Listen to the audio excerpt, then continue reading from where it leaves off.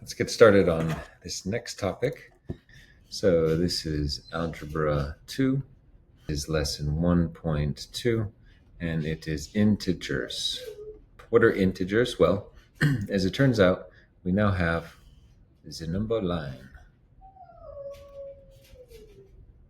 These are whole numbers, counting numbers, and they include negatives, and they include positive numbers. We go to the left, we get negative, and we go to the right, we get our positive numbers. 0 is neither. We have absolute value to think about. Control Z. Okay. Absolute value. We draw vertical lines around the number. So we want to make sure we don't confuse ourselves. We could do the absolute value of 13. And if we make it very clear, then we don't get confused. Absolute value is a distance, and that distance is to 0. So wherever you may start.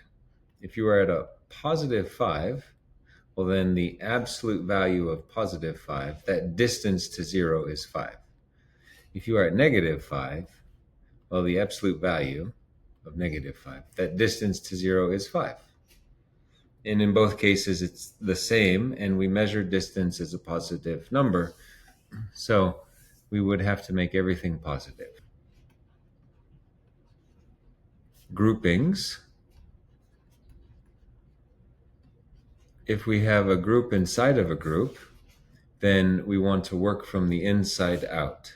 For instance, in our book, we had 24 minus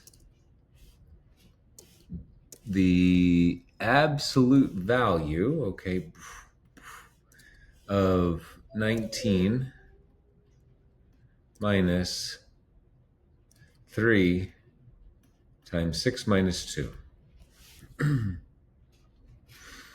Okay, as we work this problem, 24 minus the absolute value of 19 minus 3 times 4. And we have 24 minus the absolute value of 19 minus 12. 24 minus the absolute value of 7, which itself is just 24 minus 7, which is equal to 17. Add and subtract integers. And you got it right. We can multiply and divide integers. Okay, so we just have to be a little bit careful here. We could have 3 minus 4. That gives us a negative 1. We could have 3 minus a negative 4, which is 3 plus 4, which is 7. We could have negative 2 minus 6, which is a negative 8. We could have negative 2 minus a negative 6, which would be a positive 4. If we're multiplying and dividing, well, 3 divided by a negative 3. Positive divided by negative is negative, and that's a 1. We can use a little pyramid here to help us out with some of these ideas. A positive divided by a negative is equal to a negative. And then if we have a negative divided by a negative, that gives us a positive. And if we have a positive divided by a positive, that also gives us a positive. So this one interesting scenario, if either is negative, then it turns out negative. Same with multiplication.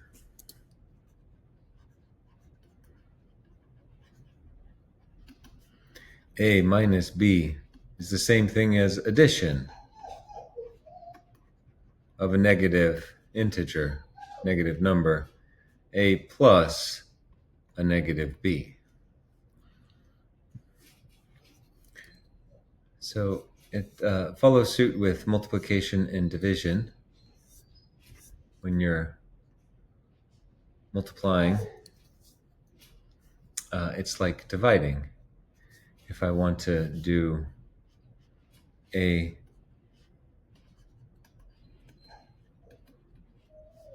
divided by b, that's the same thing as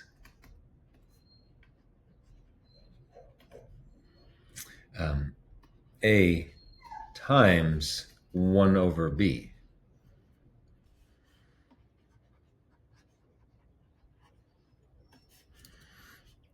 So if we have something like 4x squared minus 2xy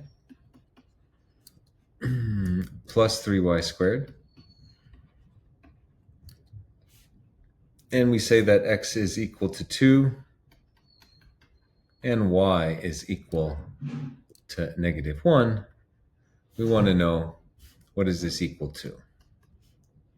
So we can figure that out. We can make a substitution. 4 times 2 squared minus 2 times 2 times negative 1 plus 3 times negative 1 squared. So I'll just make sure I don't confuse myself. 4 times 4 minus 2 times 2 is 4 times negative 1. That's at negative 4 there.